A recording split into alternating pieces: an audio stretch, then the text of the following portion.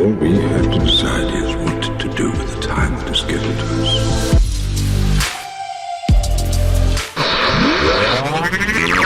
You've reached the internet's home for all things masonry. Join On the Level podcast as we plumb the depths of our ancient craft and try to unlock the mysteries, dispel the fallacies, and utilize the teachings of Freemasonry to unlock the greatness within each of us. I have you now.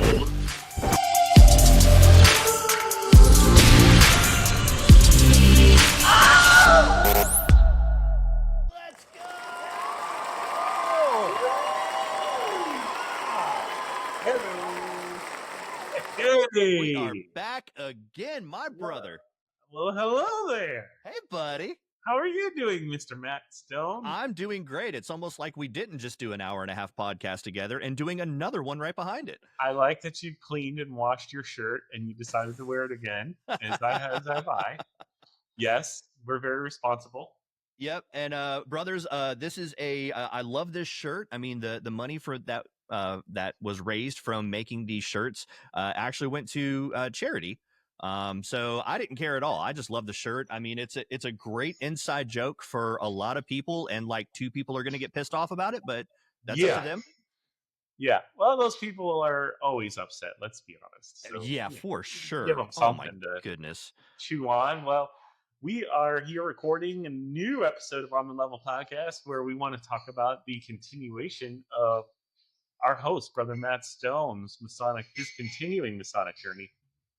We did one of the last podcasts that we put out before all the mess that I got us into was you and your journey so far in Freemasonry. And I feel like this Grand Lodge is like chapter 2. So I thought we could maybe start to cover chapter 2 in the book of Matt. For those brothers who haven't seen the episodes and haven't been following this journey of mine, First of all, go watch the episodes. What are you doing? Come on. Seriously, you've got the time. Just go watch them. You have plenty of time. Listen to it on a podcast while you're driving in the car. Yeah. Or if you're watching on YouTube, you can hit the like button or hit the bell or subscribe so that you can get notified every time that we do a new podcast. Exactly. So either way, yeah. So it's been a very interesting journey so far.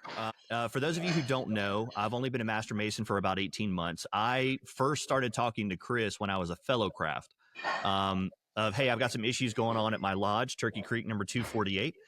Rest in peace.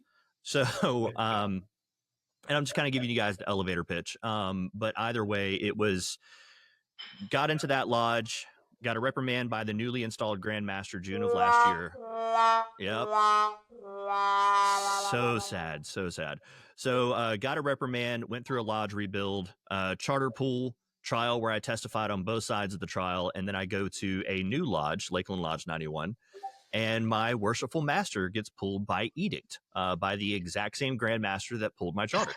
So would that be the same one that brought me up on charges? That would be one and the same. Most worshipful. He was a busy bee. Yep, it was a very interesting Masonic year.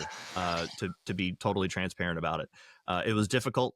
In this year, I have memorized all the ritual work and opening, and closing in all 3 degrees. I can now sit in any chair and I can do any of them from memory, except for Chaplain. Chaplain's the only one I haven't memorized yet. Yeah, that's a whole different book. The brown card. It has the blue book. Yeah, that was my Masonic year. The first grand communication, we had a couple of hot button items on the agenda. And so I only had really 2, potentially 3 things that I wanted to speak on.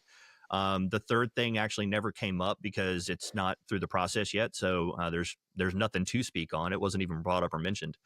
So either way, first grand communication. I'm not going to lie to you, brothers. Going into it, I was done with Masonry. I was totally done with Masonry because it's like, look, if this is what Masonry is and it's this heavy on politics and all this other stuff, I don't want anything to do with it. I'm good. I've got other things that I could do, spend my time on. I could go make money. Right. Yeah. So I could spend time with my wife and kid, who I spend a lot of time away from them doing Masonic stuff. I was done. Going into our grand communication, I was done. And sat through your appeals. So I did not go on a fishing trip. I had to go down to the Keys to take care of some stuff with our rentals down there.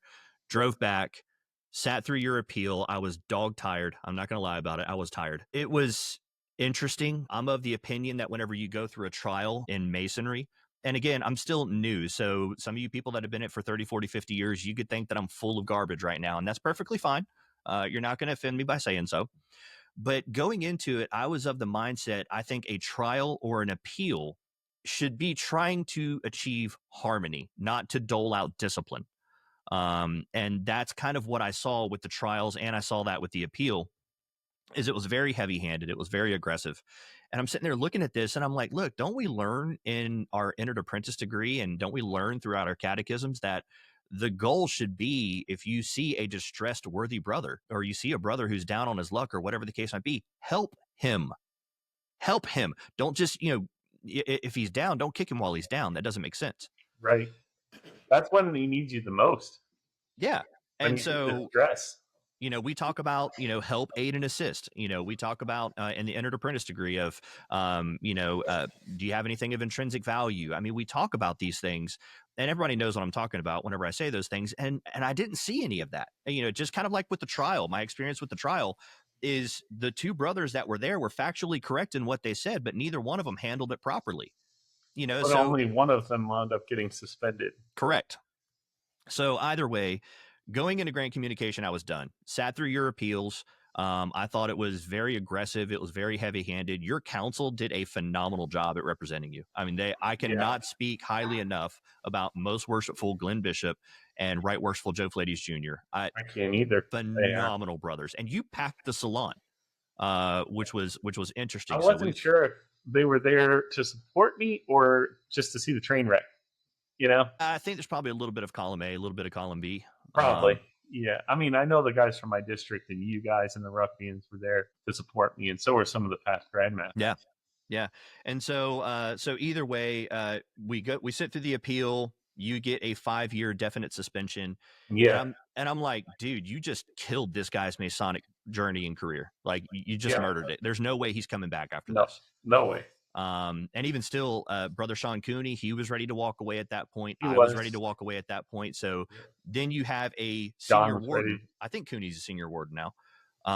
You have a senior warden who's ready to walk away, and a committeeman, a district committeeman, and he's a millennial. He's younger. He's in his 30s, and he's ready to walk away. You've got me, who I'm busting my tail trying to do everything I can for the craft. I've been catechism instructor. I've been a lodge mentor.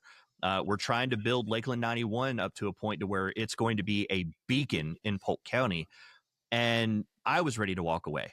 And, similarly, our worshipful master that got pulled by edict, he was ready to walk away. It was shooing off the younger brothers in the craft. It was literally running them off in droves. So we go into grant communication. That happens. Of course, we have the Freedom Party the next day, which was stifled, I think is the proper way to say.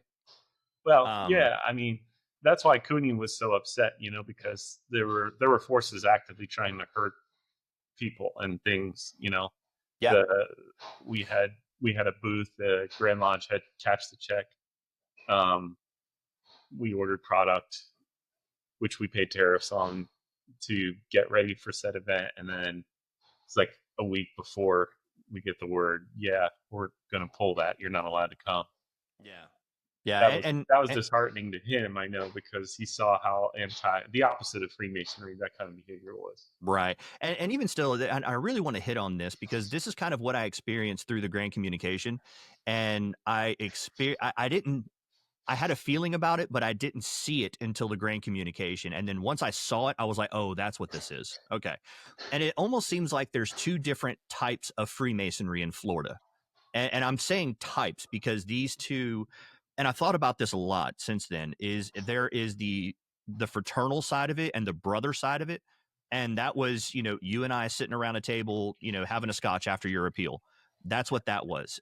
It was hanging out with the brothers out by the pool. It was, all of that stuff, laughing and getting to know these brothers from across the state, that you all took the same obligation at our sacred altar.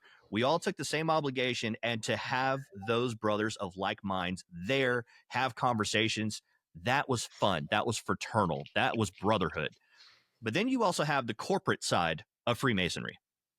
And the corporate side of Freemasonry is more about legalism. It's more about discipline and structure. And what does the digest say? And what does this comma mean in this sentence? And it's, I'm done with it, man. So the bureaucracy of it all. Yeah. And here's the funny thing about it. Whenever you have those two different camps in Freemasonry, you're going to have the fraternal side of it is going to look at the legalistic side of it and say, that's not Freemasonry. You're going to have the legalistic side of it, look at the fraternal side of it and say, that's not Freemasonry.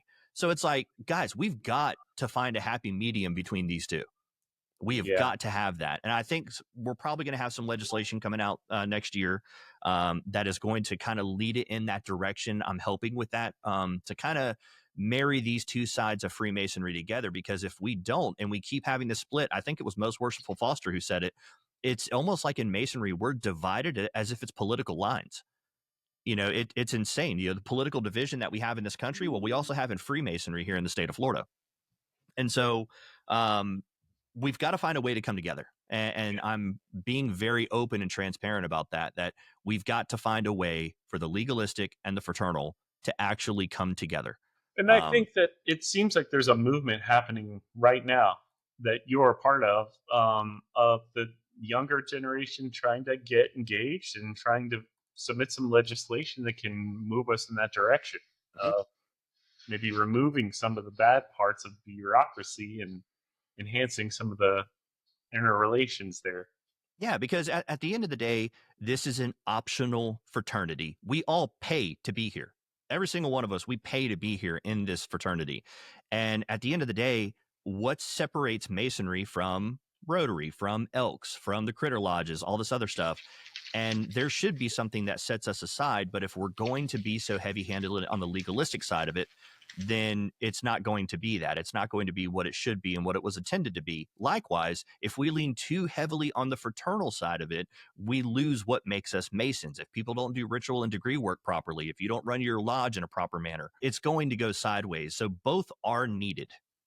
We've got to find a way to have both sit at the table. If you get into a leadership position in the fraternity, then you represent Freemasonry to a lot of people that look up to you, and you really are serving in that position. This is a fraternity, right? Not a corporation. So most of us aren't getting paid. I know some people do get paid for certain roles, but I oppose that. Actually, I think if you want to volunteer for something, you should be volunteering. But agreed. Some people get paid. That's the decisions that have been made. I'll live with that. But each and every one of us represents this fraternity to anyone that knows we're a Mason out in the world. Right. And you're probably the only exposure they're going to get to Freemasonry. So the way you act and deport yourself in public is really important. Right. And we always talk about how the lodge room is like training wheels for life. We learn how to have disagreements and not yell at each other in the lodge room, how to listen when somebody else is speaking and not speak over them, and show respect to the people that we disagree with. We learn all these skills in the lodge room. So the next step is to take it out into your life and be that way with your coworkers and your boss and your employees and your neighbors. Like, have those disagreements with respect and make sure the person knows that you still respect them, even though you disagree with them. And honestly, that was one of the candidates for the Grand South was a brother named Right Worshipful John Dragniff. He came to Lakeland Lodge and he spoke at our lodge. I had actually never met or talked to Rob Estelle, Right Worshipful Estelle, before that. I like him. He seems like a decent guy. Had some great conversations with him, but He's our new Grand Junior Warden. Yep, he is our newly installed junior Grand Junior Warden. I don't know how these things go. I don't get the titles right. Yeah, titles suck. So either way, it was interesting, and that's one thing that he talked about. Right Worshipful Dragniff talked about is that he wanted to bring in Jocko Willink, Dan Crenshaw, and John Maxwell, and it was to actually provide and build training for the lodge. So it wouldn't be like MLT or Master Mason 1, 2, 3, which those things that you learn in those courses are meant to be internal lessons and how to navigate the digest and, how to run a lodge and, make sure that you take out an ad in the paper. Oh, gosh, it needs to be updated so bad. Yeah, definitely does. Or notify your local news that you're doing Yeah, Fish notify your fry. local news that you're doing. Yeah, that you're doing the yet another French fish fry. I'm so over fish fries, man. Like everybody talks to them as if it's the holy grail of masonry. I am so over those. So either way, We have other ways of raising money. We're going to bring the future podcasts that don't involve taking a penny from a mason. So stay tuned. so Right Worshipful Dragon have talked about that of forming training that was actually showing you how to be a leader. Now I've read Jocko Willink's book Extreme Ownership, and he's got a second one which is Dichotomy of Leadership. And I looked over because it's on my bookshelf in my office right over here. Dichotomy of Leadership. And those are lessons that you can take out into the world and you can apply to your house, your business. You can apply them within masonry. And I thought that was brilliant. I'm like, look, the 3 symbolic degrees that we go through and all the old teachings that we go through are meant to make you a better man outside of the craft. The current mandatory education that is needed is to make you better inside the craft. Now it desperately needs updating. It really does need updating.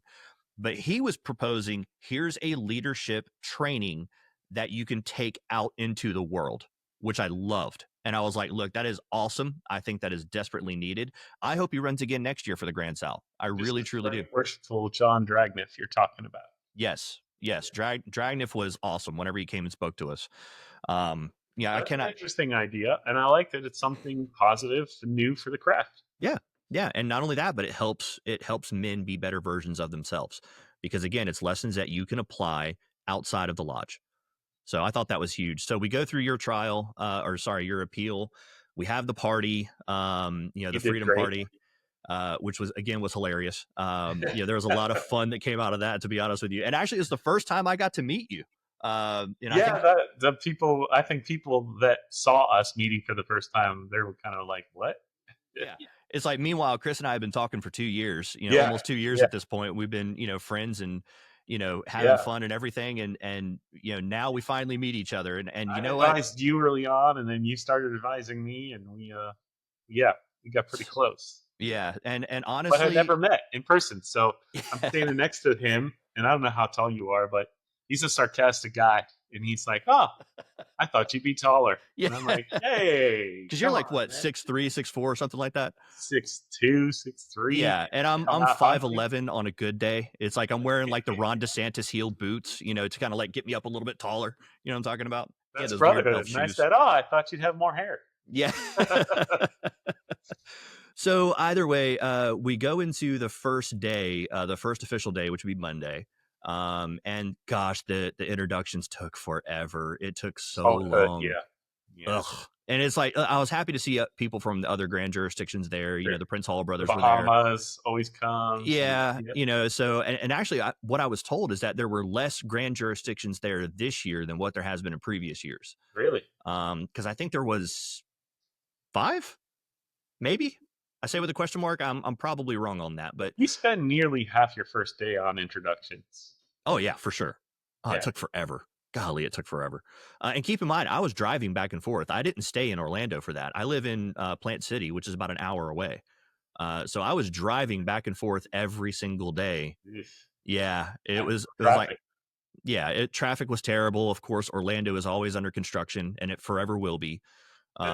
Until the end of time, it will always be under construction. And I-4 is still the living purgatory of Florida. So it is terrible. I hate I-4. Oh yeah, for sure. So we go into the first day. Pretty uneventful, right? For the first day? Pretty uneventful the first day, usually. Like, not a lot happens. No. There was something that happened that was eventful. And the eventful was that Most Worshipful Aladro got up and gave a presentation on dispelling rumors. I've heard that they were going around the whole state doing that presentation. And here's the thing. I've got to give, I'm going to go ahead and call them out on it too. Most Worshipful Aladro and Most Worshipful Lynn are phenomenal public speakers. They are so good. Now, I don't agree on a couple of things that have happened, but they are very gifted speakers. I mean, I sat there and watched Most Worshipful Aladro disarm that entire crowd, with a couple of jokes, and it was good. I mean, he actually did an incredibly good job speaking. Same thing with Most Worshipful Lynn. He kept making the jokes about selling hot dogs, but he did a great job at communicating his message. So from a speaker perspective, they were really, really good. Yeah. So They are good. yeah, I mean, if they've been in that world for as long as they have, I think Most Worshipful Lynn's been in the Grand Line for what, like 17, 18 years. Over So 20. yeah, he's been there a while. I know Most Worshipful Aladro, he's been in over 10. 150 for him, I think. Yeah. So I mean, they did a great job speaking. Again, I have different points where I disagree with them on. Okay, so you're not advocating that the presentation was good, but you're just saying they did a good job presenting it. Correct. Okay. Yeah, that's a fair statement. I mean, I'm not saying that I agree with the presentations that were given, but whenever it comes to how they spoke, they are very good orators. I will give them that. Give credit where credit's due. Yeah, of course. I mean, I'm not opposed to doing that. So, yeah, I got to meet the entire Grand Line. I got to meet the ladies that work in the office up there at the Grand Lodge. Right Worshipful Rick Windling took me around and introduced me to everybody, which I thought was very nice and generous of him. So he's like, "Hey, man, let me introduce you to everyone." I'm like, "I'd rather not, because And here's the thing, like, y'all guys got to understand, like, the older I get, the more of an introvert I become. And I was not this way as a kid. When I was a kid, like, I think I was like 13, 14 years old. We went to Outback here locally. Outback. Yeah, so we went to Outback, and there's this. I'll never forget this. My dad cracked me up, man. He was the life of the party, and so there's this table of very attractive girls that are close to my age, maybe a little bit older. And so my dad looks at me and he goes, "Hey, Matt," and I was like, "Yeah." He goes, "Go have dinner with those girls." Huh? And he's like, "Yeah." He's like, "You see that table of girls over there?" I'm like, "Yeah." He's like, "Go have dinner with them." Okay. So I kid you not, I stand up. Here I am, like 14 years old, something like that, like 14, 15. I stand up, I walk over to this table full of girls, strike up a conversation. I end up having dinner with them, to the point where my mom was like, "Matt, you got to come back to the table." And dad's like, "Let him go. He's fine." He's on fire. He's on it. He's running it. So the older I get, the more introverted I become. And it's like, my social battery just drains fast, Yeah. So he's like, "Let me introduce you to everybody." I'm like, "Bro, I have been on," and a lot of you younger people know what I'm talking about whenever I say that. I have been on for hours at this point, and I just want to go sit in a corner. Like, that's all I want to do. Yeah. Sit in a corner. You can recharge. Yeah. So that happens. First day rolls around. Most Worshipful Aladra gives his presentation. We have elections. And the really cool thing about the elections that I thought was super interesting and super neat is that the candidates who lost made a motion for their votes to go to the person who won. So that way it would be a unanimous vote. And you don't see that in politics. You don't see that anywhere else that I've seen. Certainly anywhere else that I've seen. I thought that was actually very wholesome and a sign of unity. I actually really enjoyed that. Which we need more of. A little bit more. Come on, let's keep it going. Yep. So first day, what was the most eventful thing that happened that you can speak about at the actual grand communication? First day actually wasn't terribly eventful. I heard people were like walking out. Is that a fair? That was the second day. Okay, it wasn't the first day. Yeah, second day people started to walk out, which was interesting. So what do you do that night? Oh, you go home, right? Oh yeah. You don't hang out? No. I took my happy rear end home. I was done. I was checked out. I was like, all right, I've seen all the vendors, and the vendors there actually had some pretty cool stuff. Yeah. There's one shirt that I really, really liked, and I wish I would have bought it, but it said Mason by day, gaming by night. And it had like a Nintendo controller right next to it. Nice. I really like that shirt. And of course, I got this shirt as well. Who is James Mason? We will never know. Oh, the mystery continues. Now, something interesting that did happen, and this is not Masonic at all, but something interesting that did happen is that first day. This was the most eventful thing that happened to me the entire first day on Monday. Okay. Is a bunch of us guys from our district, we decided to go down the road to Miller's Ale House, which was 3-4 blocks, something like that. It wasn't a very long walk. As I'm walking, because I had to go put some stuff up, so I was like, "Hey, you guys go ahead and I'll catch up to you," right? As I'm walking, I hear footsteps behind me, and I'm like, okay, so I'm weird. I know y'all guys don't have to tell me. I know that I am. And I turn, I blade my body, and I look to my left, and I see a gentleman walking behind me. He's clearly looks like he doesn't have a house. He's clearly homeless, and he's carrying a black bag. And I'm like a trash bag? Like a grocery bag, a Okay. completely black grocery bag. Gotcha. And I'm like, okay, but as I'm looking left, because I'm keeping an eye on him, right? And I do this with everybody. I wasn't profiling. I'm just like this naturally. It doesn't matter who's behind me. It could be Nana. I don't care. And I look, and then he drifts. He starts walking the other direction to get out of my sight. Mm. Okay, now y'all guys know I'm into combatives and training and martial arts and all this other stuff, right? Security, medical training, like that's kind of my hobby that I like to do. So I decide, I'm like, all right, that's weird. So I look to my right, and he's still walking behind me, but he does the exact same thing where he goes out of my line of vision again, and I'm just like, oh, okay, That's suspicious. it's suspicious. I'm not attributing motive or accusing anything, You're just but making an observation. This is yeah. shady. So I speed up my pace, and I don't have a slow pace whenever I walk. He was shorter than I am. I speed up my pace, and as I'm increasing my pace, I hear him increasing his. I'm like, oh, okay. So now these are 3 data points that have happened where this is weird. Okay. So I Agreed. look in the reflection of a window of a building that I walked up, and it's right by that Wonderworks, that house that's upside down, or building that's upside down. Yeah. So I look in the reflection of the window, and I see that he's closing the distance between me and him. And I was like, okay. So I stop at the next road intersection. I put my back against a wall. I've got my phone in my left hand because my gun is on my right hip. So it's like, all right, if things get squirrely, You're ready like, to draw. yeah. So, and here's the thing. I pay money to have insurance for lawyers protect me, and I'd rather there be one story be told. I'm sorry. It's just the way that I think. So anyway, I put my back against the wall, got my phone in my left hand, and I'm acting like I'm looking for where this place is that I'm going. And I look, and he walks across the street.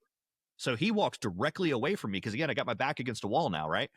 He walks across the street and is walking in the median. And I let him get a couple of paces in front of me. And then I start walking more slowly. He decreases his speed and then gets back behind me again. Okay. All right, fine. I go over to Miller's Ale House, right? I'm just kind of keeping an eye on him. I go over to Miller's Ale House. I turn to walk into Miller's. He turns to walk down the same road that I'm walking down. And it's just like, okay, I'm clearly being stalked right now. Very clearly. Sadly, not the first time I've been stalked this year, if you catch my drift. So, no, this is different. Yeah, different one. Yeah, the other Like, one was you can Masonic actually stalking. confront this guy. You can turn around and be like, "What's going on, man?" Well, at the end of the day, I walked into Miller's. He walked past it, and it's so funny. So we have a brother at our lodge. I'm not going to mention his name because he doesn't want to be named. But he's a Army veteran from around about the Vietnam era. So he's a very, very aggressive dude. But once you gain his respect, he is the nicest guy. He will do anything in the world for you. So I walk in and I explain the situation to the brothers at the table. And I was like, yeah, man, like this dude was just following me. He did this weird thing, all this other stuff. And this guy, and he's super loud. He doesn't have control of his volume. He's like, where's the son of a bitch at? I started laughing. Kill him. He's like, let's go out there. Let's go get him. And I was like, bro, like, could you imagine if the story that came out of the Grand Lodge or the Grand Communication is that a couple of Masons went and beat up a homeless guy? Like, Right. could you imagine the story? He was just following the smell.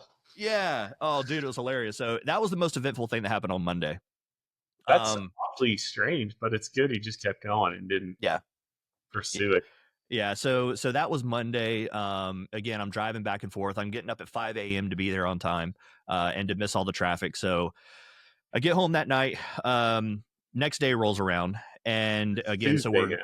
sorry, Tuesday now. Yeah, we're on Tuesday now, and Tuesday is where the reports are, going to be voted on. Your report came up.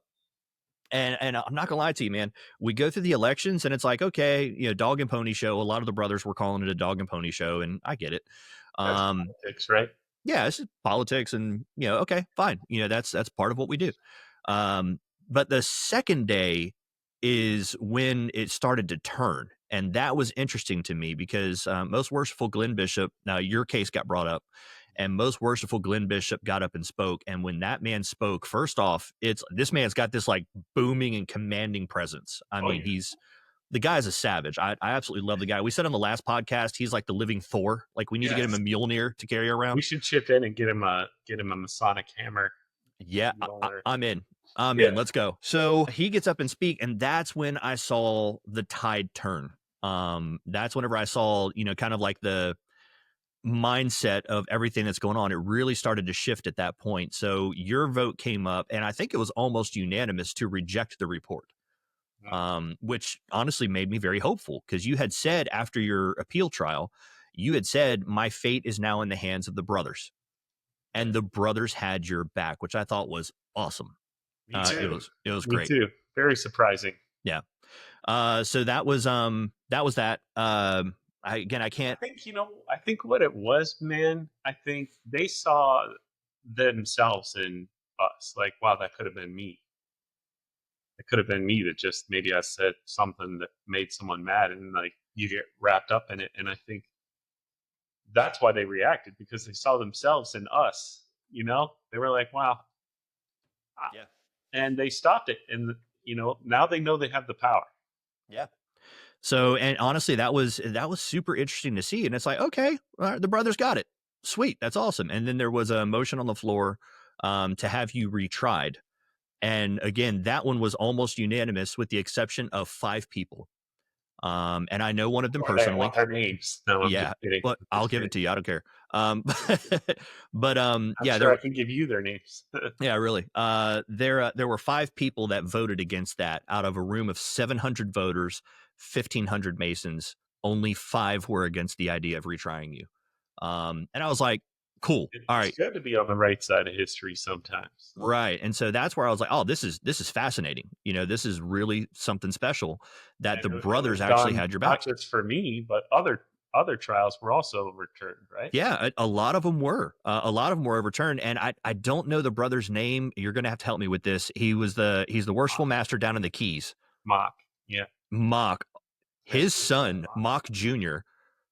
I don't know his first name. I apologize, but that dude is a rock star. Oh, we got to keep an eye on him. He's great. You want to talk about an intelligent brother, can think on his feet, can present himself well and articulate. That guy was awesome. Okay. He spoke on behalf of his father. Yep. And that, again, that one was overturned. The one thing that was kind of annoying is anytime a situation was brought up or that we had to vote or speak on something, is that you can only have 3 for and 3 against. There was a motion on the floor to allow it to be unlimited, so that way all the brothers could be heard. Oh, wow. And it didn't even go to vote. It was just, no, we're not doing that. Grand Lodge said no.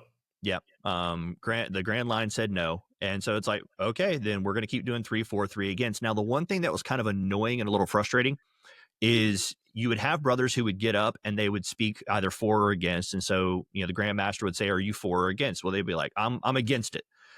Okay, present your case. Well, I just have a question about the definition of this. And it's like, and so what that did is it really limited the ability to be able to speak on certain items, because you only got 6 slots, both ways. Right. And nobody else was really allowed to speak. Maybe we could change that in the future to let the brothers be heard, or, hey, I have a clarification question, and instead of it being, are you for or against, answer the clarification question, and then they can say if they're for or against. Right.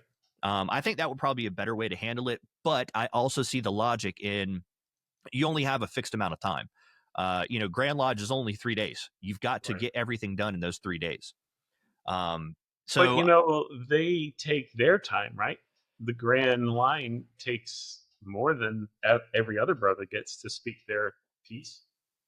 Yeah. And honestly, that's what happened with the situation about Turkey Creek. To say that, trying to think of a way to word this where I won't get in trouble. To say that it was a spirited conversation between Most Worshipful Cowart and myself is an understatement. It was a very intense conversation. Or I should call it a debate. It was a debate. And now keep in mind, and Is he on the floor, or is he up on the dais thing? He's sitting in the Grand East. He's sitting in the Grand East, and you're down on the floor. So we're going toe to toe. Exchange. We're going toe to toe while I'm standing at a microphone, which they did shut off on me. They shut it off while you were speaking. Yeah. So it was hilarious too. He I think spoke for probably 10, 15 minutes on just how bad Turkey Creek was. And I'm sitting there listening to it, and I'm like, man, some of these data points are false. They're just incorrect. And I don't know. Again, I'm not mad at the man. I want to be very clear about this. I'm not mad at the man, but the action as the Grandmaster, I disagree with. Yeah. Right. And it's not that I'm mad, but if we would have had the opportunity, or if we could have sat down and talked, myself and the Grandmaster, here's what's going on at Turkey Creek. Here's what I want to achieve. Here's this information. Here's that information. Can I make this work? Yes or no? I think we could have made it work without it blowing up into what it blew up into. Most definitely you could have. Yeah. But the problem is I was never given that opportunity. Anytime I tried to speak to the Grandmaster, it was like, hi, bye, and then gone. Right. So it's like, okay, if that's the way the man conducts himself, I'm not mad at it. Everybody's got their own little quirks. As we're talking about Turkey Creek, again, he's putting out some data points that are incorrect. For example, one of the ones that he said that we only had 3 people at our lodge, 2 or 3 people at our lodge that had completed Master Mason 1, 2, 3 and MLT. And I knew that to be factually incorrect because I was one of the ones that had it done and I was not counted amongst those people. So I knew that to be incorrect. And I stood up and I said, most worshipful, with respect, that is not accurate. There were actually 9 brothers. And we were hosting, Master Mason 1, 2, 3. We were hosting that at Turkey Creek. So, either way, it's, I had 3 minutes to present my case. And like I said, they shut off the microphone on me. He made another comment from the Grand East that was condemning Turkey Creek about something. And I spoke into the microphone and I said, may I respond? And I noticed that my microphone had been shut off. So again, I probably get myself into more trouble than what I should. I stepped out from behind the microphone and I yelled, may I respond? And I think it was like probably 10 of the brothers out of the crowd. They were like, let him talk, let him talk. Let him talk. So they turned my microphone back on and I was able to refute some of the points. The conversation got, after he and I went back and forth, which again was a very fun, spirited debate. And if you're looking at this like a game, right? So you're looking at this like a chess match, or which is how you look at it. That's how I look at everything. I'm not emotionally invested in Turkey Creek, but I am gonna play this game and I'm gonna have fun with it, right? Right. So, and I told everybody who was involved with it, I told them the exact same thing. Hey, I am not emotionally invested into this. Like, if I respected you beforehand and we're on the different sides of this conversation, I'm going to respect you afterwards. Right. You can't change my opinion of you. And at the end of the day, there are people that I genuinely respect, and I'll get into that story here shortly. But we're just on different sides of this conversation. That's the way it is. And I put that on the Turkey Creek page as well. And I think I put it on the transparency page as well, that we just found ourselves on different sides of this conversation. And that's okay. But at the end of the day, if y'all guys want to go out, get a drink, have a cigar, we'll laugh and cut up and talk about the stupid stuff we did as teenagers. I don't care. Like, let's still have fun and be brothers. Right. So and you can have your disagreements too. Yeah. Yeah, of course. Like I said, we went back and forth. There was a motion on the floor to restore the charter of Turkey Creek. The conversation turned at that point, because whenever I started talking about the qualifications of MLT and Master Mason 1, 2, 3, I mentioned that there were 9 brothers who had that. I said, the problem is it goes from the brothers to the instructor to a reporting and then to the Grandmaster's hands, right? So there are 4 parties involved here. And if it did not get reported and it did not get to the Grandmaster's hands, that is not the brother's fault. The brother took the class. Right. It's not the brother's fault that didn't get to your hands. That was required. Right. Most Worshipful Coward then responded with, it is the job of the secretary to make sure that it's reported. The secretaries can't record that in the Grand Lodge database. So that kind of goes back to the legalism side of it, of, pushing off the work onto other people. I believe that to be a legalistic approach. I disagree with it. I don't think it's the secretary's job to do it. I think it's to the people that you appoint in that grand line. That's right. It's the people that are appointed. It's their job to do it. It's not my job. Right. I did my job. I went to the class. That's just in keeping with the way that decisions were being made all year. And then a bunch of brothers stood up and started talking about MLT and Master Mason 1, 2, 3 and all this other stuff. And the conversation started to drift away from Turkey Creek and towards another issue I think we have in the craft right now. But either way, it got voted on. There's a motion on the floor. It was seconded. It was voted on, and about 40% of the brothers were for Turkey Creek getting his charter back, and about 60% weren't. So essentially, I had 3 to 5 minutes to speak, especially with the back and forth. I wasn't on a timer at that point. I had 3 to 5 minutes to speak, and I was able to convince 40% of the craft, and I consider that a win personally.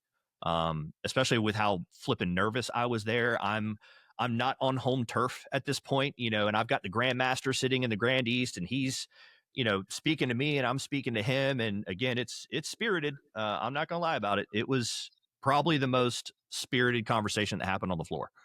And I'm using that word specifically. So how were you personally feeling when you sat down from that exchange? Were you like, oh my God, I just screwed up horribly? Or were you No, thinking, no. I don't regret any of that. The only thing that I regret out of what I said there is I mentioned a right worshipful by name, and it made him look bad. And I actually genuinely respect the guy, but I mean, it was in the middle of a debate, and I did not think about that at the time.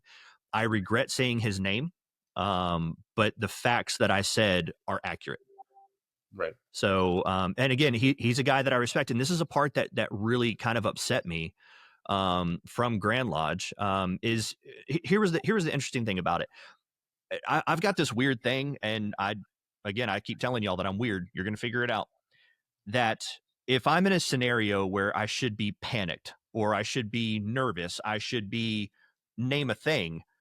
If you're in a situation where you're nervous, typically your thoughts get jumbled up, right? And I think all of us, whenever you're doing public speaking, we've all experienced that. Yeah. I don't have that. My body will act as the emotion should dictate. So I looked like I was nervous. I spoke like I was nervous, but mentally my thoughts were very clear. And so That's a again, nice trick. I developed it back whenever my dad, I started working on it and noticing it back whenever my dad had cancer. Because we were at a point where he was over here at a local hospital, and they were like, hey, you need to call in hospice. He's done. And so, as a 20-year-old kid, you hear that your dad's about to die, and it's pretty intense. I mean, that's an intense thing. Yeah. And it wasn't any of that. It was, okay, what's our next step? So it's like, none of us were upset. It was, what is our next step? We're going to keep fighting this. Now later on that night, I bawled my eyes out, but in the moment, there's no room for that right now. We've got a job to do. And that's how I was, on the Grand Lodge floor. So, we disagreed. I walked to the back of the room, and there is a right worshipful who I truly respect and love. I really do. And he was furious with me. Furious. And I shook his hand, and he goes, I disagree with everything you said right then. And I said, that's perfectly fine. I said, we disagree. We're on two sides of this conversation, but I do still genuinely respect you. I said, I love you. I respect you. None of that is going to change. My opinion of you has not changed. It's just that we disagree. And I have since sent out 2 emails to the 2 guys that I really respect, because I know they were mad the fact that I got up and spoke in favor of Turkey Creek. They were angry about it. And it's like, look, I'm sorry. We're on different sides of this conversation. I'm not emotionally invested, and I still think of you guys exactly the same. And I haven't heard anything back. I doubt I will. But you did the right thing. I tried. Conciliatory email, said, I got no hard feelings. I hope you don't. Yeah. I didn't mean to hurt anybody. Yeah. So that's kind of, it seems like we have somebody in the audience watching. Woohoo. So that was the second day. I actually didn't stay past lunch. I spoke about you, and I spoke about Turkey Creek. And I'm like, all right, I'm done at this point. I'm going home. Since then, the amount of brothers from across the state that have reached out to myself, to the Turkey Creek page, it's called the Ghost of 248. If you guys want to follow that page, the amount of brothers that have reached out and said, how can I help, has been staggering to me.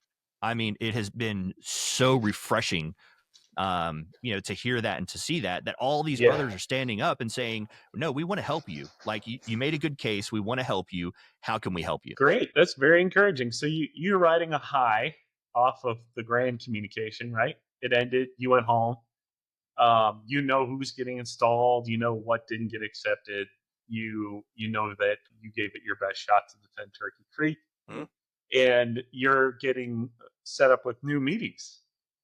Yeah, so that's one thing that again, if I would have been able to have the conversation with the previous administration, I think the whole Turkey Creek scenario would have been totally different. It'd have been completely different, because I was trying what they had a problem with was the past masters at Turkey Creek, which I get it. I mean, I've told everybody, hey, Turkey Creek has had its time where it's been a bit of a rebellious lodge.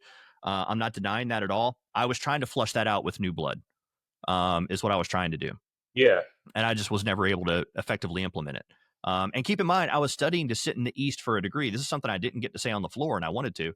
I was studying to sit in the East for a degree, and I was so happy with our progress of you've got all brand new Masons that are putting on this degree. I was going to invite the entire Grand Line to come to that degree. I was going to invite all of them and say, no, come see what we're doing, right? Yeah. Because now we've got the plan of action. We've got 8 to 11 years of fresh leadership. Come see what we're doing, please.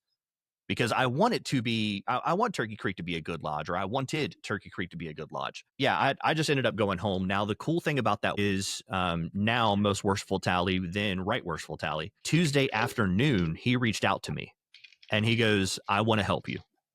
And I was like, huh?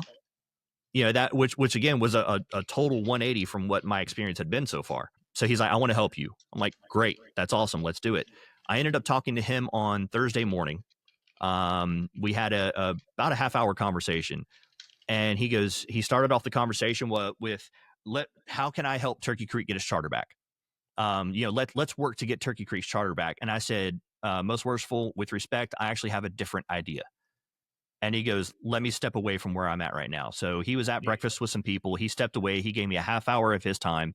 And so I came up with an idea of how Turkey Creek could still be of use. Once that goes through the proper channels, I'll be able to speak on that a little bit more. But that was awesome. I mean, it was really, really cool. The fact that now he's been the Grandmaster for less than 24 hours. And he's reaching out to me saying, how can I help you? Help, aid, and assist. So your make a proposal he has never heard before. Correct. And he receives it favorably? Whenever I threw out the idea, he sat there. He was quiet for a little while to where I was like, did my phone drop the call? He was quiet for a little bit. And then he goes, Matt, I'm amazed nobody's had this idea yet. And I was like, well, it's what's best for the craft. I mean, at the end of the day, my personal feelings is I want Turkey Creek to come back. It's my home lodge, man. I mean, it's a place where I was raised. Right. I want Turkey Creek back. But is that what's best for the craft? And the answer is no. It's not what is best for the craft, because in 5 years, we'll probably end up being in the exact same situation. So, okay. But it can still help the craft in some way. Exactly, which is what my proposal is. So I dove into the digest. I sent out the proposal to Most Worshipful Tally, Most Worshipful Foster, and Right Worshipful Windling, and was like, hey, here's my idea for Turkey Creek. You guys let me know your thoughts. But at the end of the day, I am out of District 20. I am in District 21 now, and I love being in District 21. So you guys do with it what you will. I'll help any way you want me to. So you got a proposal out. The Grandmaster is considering it at this point, or do you need to do more work on your part to get it over the hump? I have done all the work that I can, as from my position. I've done all the work I can. I dove into the digest, tearing through a couple of those things, because gosh, I've read the digest so much this year. Yeah, me too. Have we talked about on the show, by the way, that my worshipful master at Lakeland got removed by edict and he's facing charges right now? I don't think so. Okay. And he hasn't had a trial yet, right? No, he has not had a trial yet. I really hope that is just kind of dismissed, because they were kind of petty charges, if I'm being honest with you. To be honest with you, there are people who remain suspended or got expelled or are under charges currently. There's another brother who's in another state, and he was too sick. He couldn't make it. So they pushed back his trial. But all of these brothers got the same problems I had. So I don't know how we help them all, but I hope someone listening can help us find a way to help the other brothers that were kind of treated improperly last year and deserve a fair shake. Yeah, and honestly, I mean, again, I kind of go back to the trials. And you and a couple of other people, y'all guys keep making the joke that I'm essentially campaigning for Grand Line right now. No, I'm not. I haven't made that joke yet.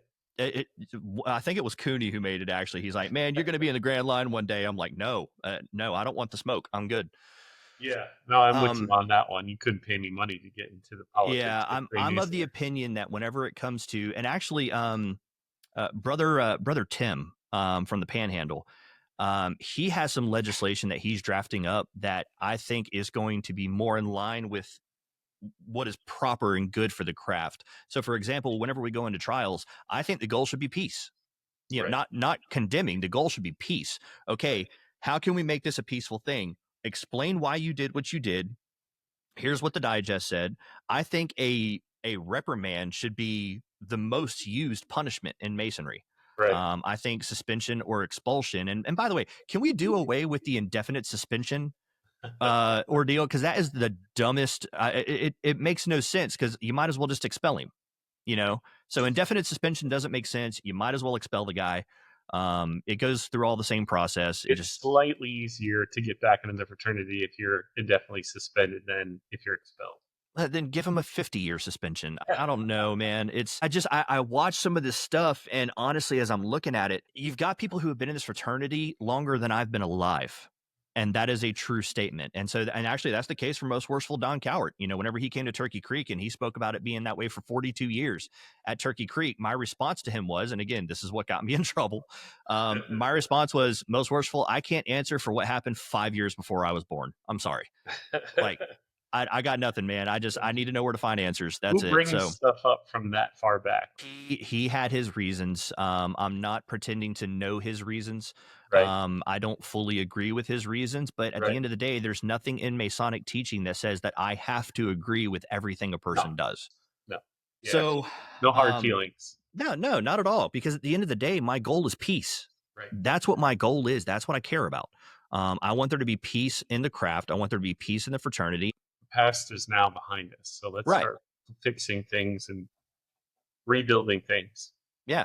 So, including trust. We need to rebuild trust between the Grand Line and the craft. That I completely agree with. Because you do have brothers around the state that are still hurt. And you have brothers that are still being affected right now. For example, I've talked about Worshipful Ryan from Lakeland Lodge. He's facing charges right now. And the only thing that he did, or what he was accused of, I should say, now they put in his charges, they put like evil speak and unmasonic conduct and all this other stuff, like the umbrella stuff. Right.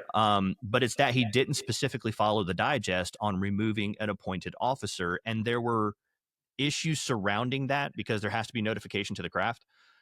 There were issues surrounding that stopped us from being able to do that. Now, to be fair, and this is a rumor that I've heard, and I hope the right people hear what I'm about to say.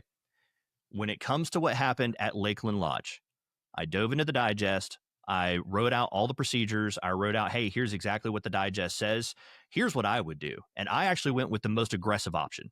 I was going hard in the paint, because it's like, no, we're going to go ahead and cut off the head of this snake right now, and just be done with it. They actually did not follow my suggestion. They took their own path, which he's the worshipful master. It's his right to do that, right? He did not follow my counsel, and my counsel was aggressive. He was being merciful. So, which again, I realize what I just said is counterproductive to what I said about trials, where the goal should be peace. What I was looking at is this was a scenario where one of the parties did not want peace. And it was very evident that they did not want peace. Well, I think that that's something important for our new Grand Line to remember, is that they have the hard task now of regaining the trust of the brothers. And then really the only way to do that is just to communicate with them. So I hope they're listening, and I hope that they understand that communicating is the answer to almost all of our problems. We got to listen to each other. Yeah, and just got to hear each other out, right?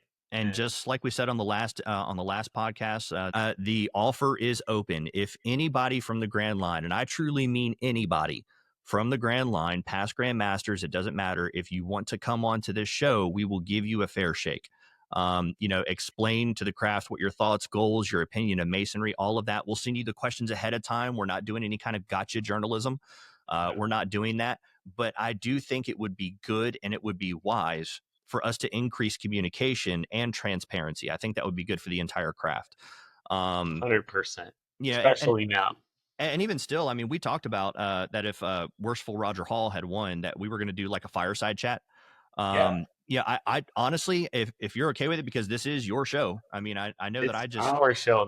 That's got to stop. It's in the past. Now you have to take responsibility for this as much as I do, because it's your show too. Yeah, you're right. So either way, I'm definitely willing to extend that offer to Most Worshipful Tally of, hey, come on to the show. Brothers from around the country. Actually, no, because I've seen the stats on it. Brothers from around the world listen to this show.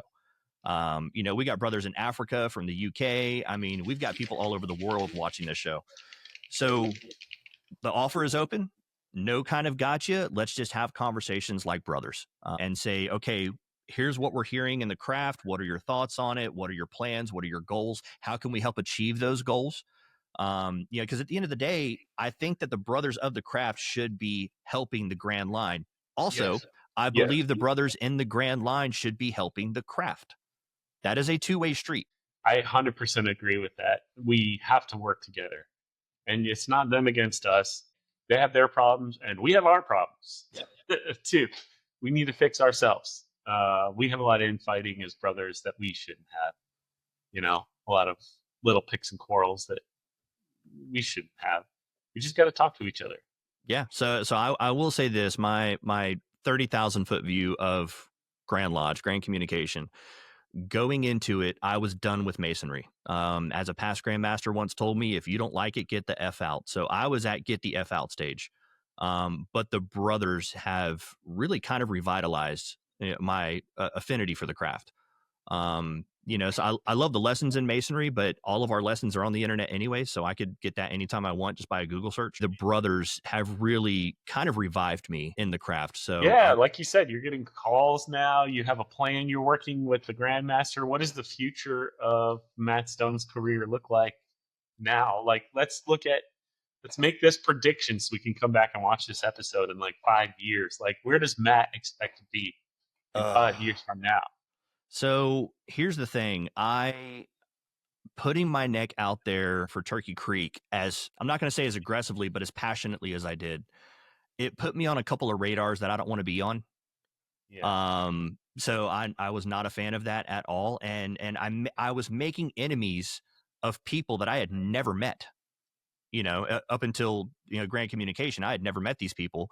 And I'm like, hey, how are you? And it's one of those things where I don't like that Matt Stone guy. And it's like, I've never met you. Like, it's fine if you don't like me, but at least, get to know me and, let's go from there.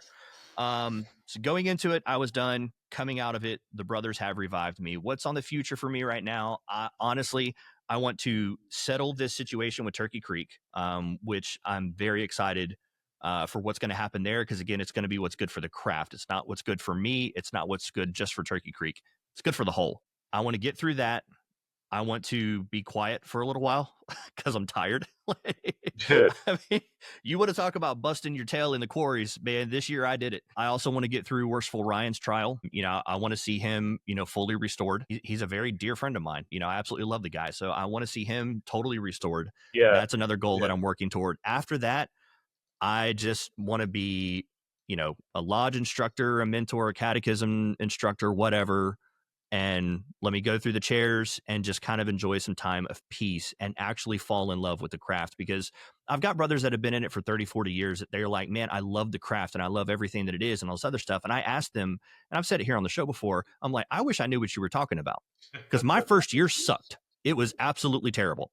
Yeah, it's not going to be worse than that. That was about as bad as Freemasonry is going to get. That was rough, man. It was rough. And I would be curious because we started off the year with 28,000 Masons in the state. And we were basically, for the brothers that died off and the brothers that, came in and were initiated, we had about a 1-to-1 ratio. So, but over the last 10 years in the state of Florida, we've had a 22% decrease. Nationally, it was 24%. I would like to see that change. I'm curious this past year, how many brothers we lost. So whenever that census comes out of how many brothers are actually in the state now, I'm really curious to see what those numbers are. The focus wasn't on growing the fraternity. There's a certain group of people that think it needs to shrink, that's a good, healthy thing. Shrink further than it has. Well, I don't think it needs to shrink. And I've heard a right worshipful say at one point, it's not about quantity, it's about quality.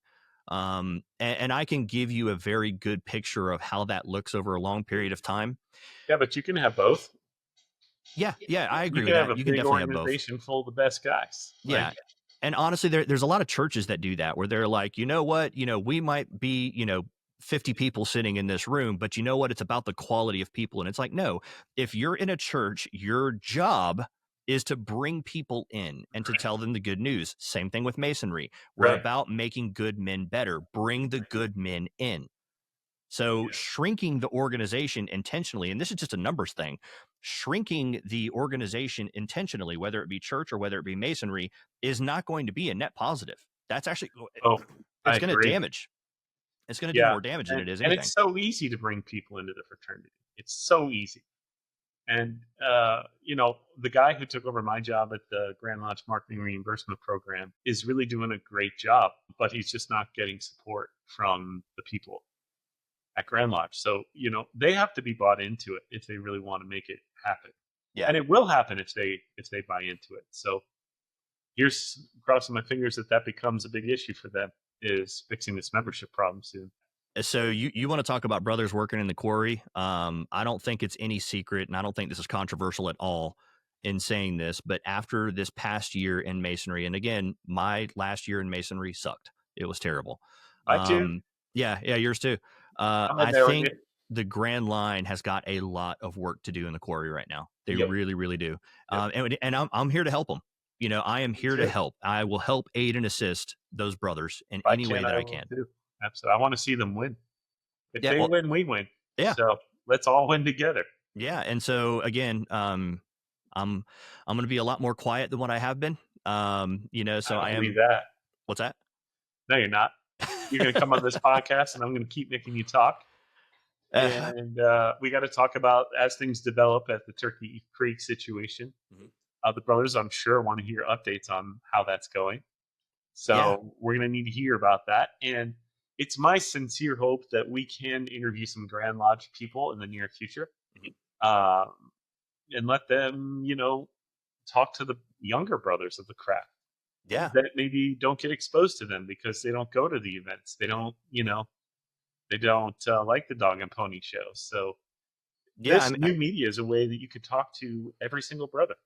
Well, I mean, you can talk to brothers from around the world. Around the world, Just using this right here. I mean, it's a very good tool to have. It would be great to have our Grandmaster come on this podcast and talk about strength, harmony, because other grand jurisdictions, from what I understand, were really watching hard what was going to happen in our grand communication. And I'm sure there's a sigh of relief that the brothers took some action from other jurisdictions that were looking at us under the microscope. So they have work to do, not just internally, but to our outside brothers that saw the disharmony we had. And honestly, after Grand Lodge, and I think it was this way with a lot of the brothers that I talked to, it was almost like a sigh of relief. Whenever Wednesday rolled around, it was a sigh of relief. It was just, okay, like now that's behind us. Now, how can we move forward in a productive manner? So I did notice that amongst the brothers, because even like whenever you were walking through the lobby of the rosin, like you could feel the tension in the air. You could feel it. Like I was there, obviously. I was there the weekend before, and it was not like any other communication I'd ever been to. There was a lot of people just in smaller groups, keeping it quiet.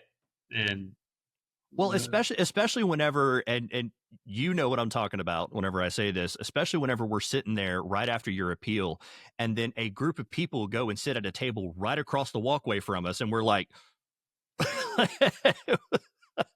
yeah, it felt like it was on purpose, but I guess I don't know for sure. See, and here's the thing, that's not Masonic. What happened to trigger that thought in your brain? What caused that? And what caused that was not Masonic, right? So not that you had the reaction, your reaction was justified, but whenever you have, you should be able to have open communication with your leadership. And I think we're finally back at a point where that's a little more acceptable. The brothers are going to be, they've kind of quelled down a little bit or quieted down a little bit. I think the brothers are going to be, all right, let's get back to peace and harmony. They're ready for it. They're ready for the good stuff. So I think we're all ready for it. Let's see it. Yeah. And next year, I hope you try to shake the brother's hand who wouldn't shake your hand this year, and hopefully he will next year. I hear he may be retiring, so I might not get the opportunity. That would be disappointing. Honestly, and that's the funny thing about it. Like, look, if you hate me, that's fine, but at least sit down and have a conversation with me of why you hate me, right? Yeah, I'll hear you out. I will never get mad about that. It's like, no, let's have a conversation, because the only thing is so here's the thing. Whenever it comes to last year's administration, and I think this is a fair thing to say, there were people in last year's administration that I'm going to say hated brothers in the craft based off of what they heard somebody else say. Because I didn't have a conversation with any of these guys. So there's only one person out of the Grand Line last year that I even had a conversation with. So, and then likewise, you had a lot of brothers in the craft. And again, this is a fair thing to say. You had a lot of brothers in the craft that they hated people in the Grand Line because of what they heard. Brothers, Masons talk a lot, and not all of it is accurate. You've got to find the truth. And you and I had a scenario about that last year where we're on a Zoom call, and it's, well, this person did that, and this person, did all these other things. And I said, where's your proof?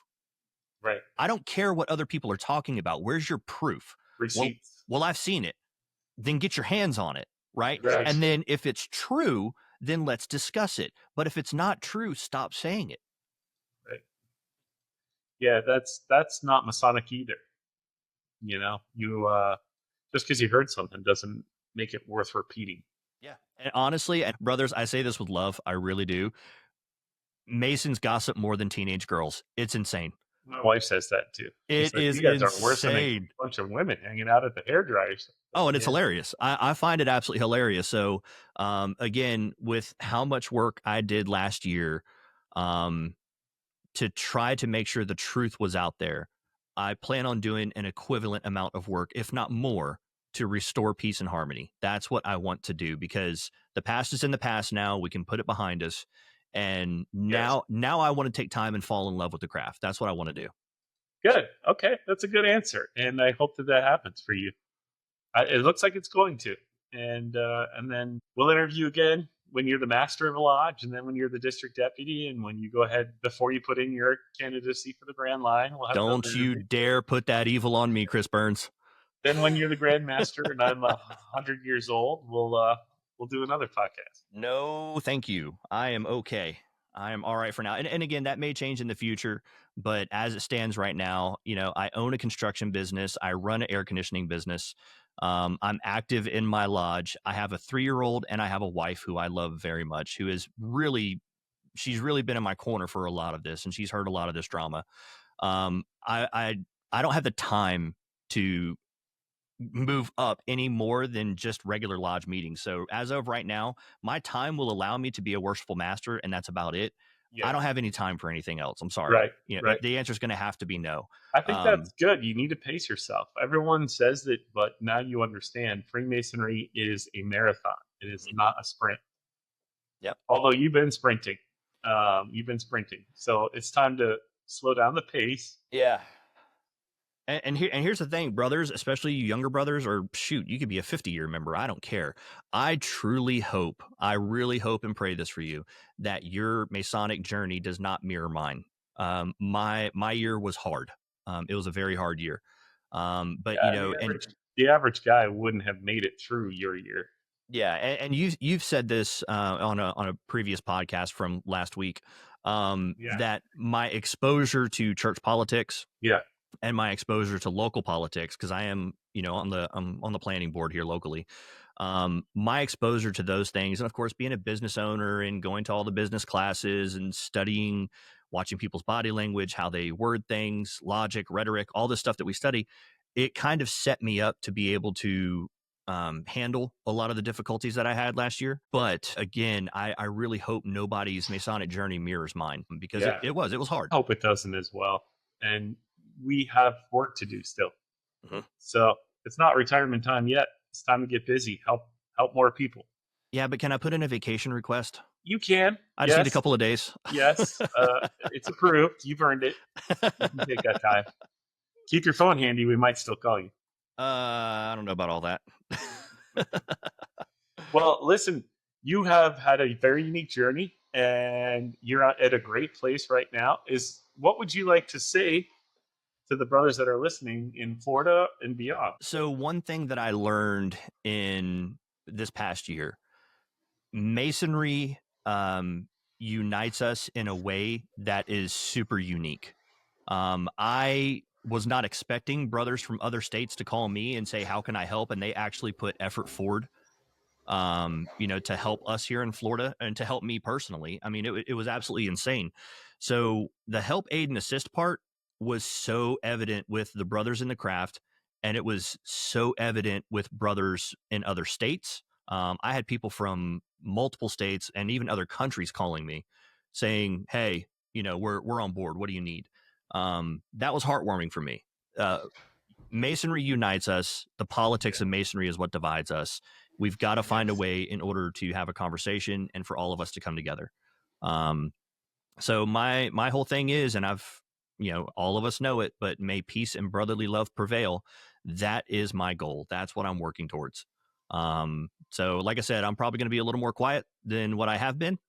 But at the end of the day, I'm not going to stop doing what's right. I'm not going to stop fighting for the brothers in the craft.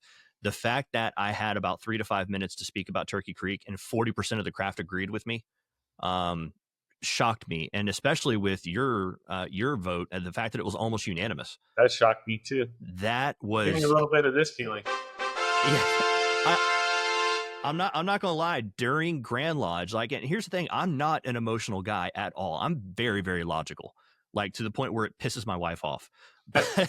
But when I looked, I was in the back of the room whenever they voted on you specifically, and it got me to choke up. I actually choked up a little bit, and I was like, this is awesome. This is absolutely awesome. I still do if I talk about it too much, because Freemasonry is really important to me. Made it a big part of my life, and I thought it was gone for a minute, and the brothers brought it back. Mm-hmm. So I owe so many people, and I hope I can repay people. I hope I get the opportunity to repay everybody. That really it shined through the fraternal aspect, in that the fact that these brothers did not forget the teachings that we learned in the 3 symbolic degrees. They did not forget it. They stuck true to their catechisms, the obligations. They stuck true to all of that. I mean, there was a lot of talk about, well, we all took the same oath at our sacred altar. And it's like, well, we did. And I'm watching these brothers apply it, and they're applying it very well. So that was heartwarming for me. It really was. And so brothers that were there, even if you voted against me, and even still today, if you hate my guts, I still love you. I'll still do anything in the world for you. And if I can't do it, I probably know someone who can. So how can they reach out to you if they do want to give you some feedback or offer any assistance to you? A lot of brothers have been reaching out through the Ghost of 248. It's the previous Turkey Creek page, but they've also been reaching out to me directly. So if you reach out to On the Level, the Ghost of 248, or if you reach out to me directly, I have access to all of that. Okay. I want to hear from the brothers, even if you disagreed with me. I still want to hear it, and so that way I can justify my position, because I only had 3 minutes to tell what I saw was the truth. And there's more to the story. Obviously, I'm not going to talk about it right now, but there is more to the story. There is so much more to the story. That's why I say if the brothers heard the whole story, you would have seen a nearly unanimous vote for Turkey Creek to keep its charter. But again, I only had 3 minutes. But at the end of the day, I'm focused on, again, peace and harmony. That's why I put forward this proposal about Turkey Creek. It goes against what I want personally and emotionally, but it's what's good for the craft. It's a good solution. I'm very impressed and excited for everyone to hear about it. I hope it comes to fruition. I will be there to support you and that lodge if things go in a positive direction like we hope they do. Are you kidding? You're going to be my installing officer. What are you talking about? I would gladly do it. Gladly. So that's it for my review of Grand Communication. I was tired, I was frustrated, and the brothers have brought me back to life. So, brothers, thank you. I really appreciate it. Yes. That's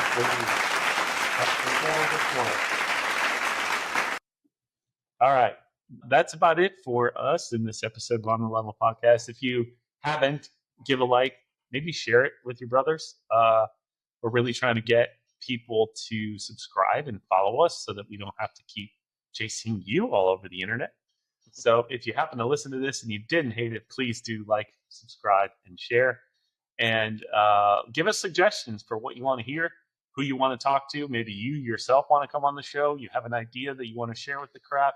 We are a vessel for positive change in Freemasonry. So please do reach out to us.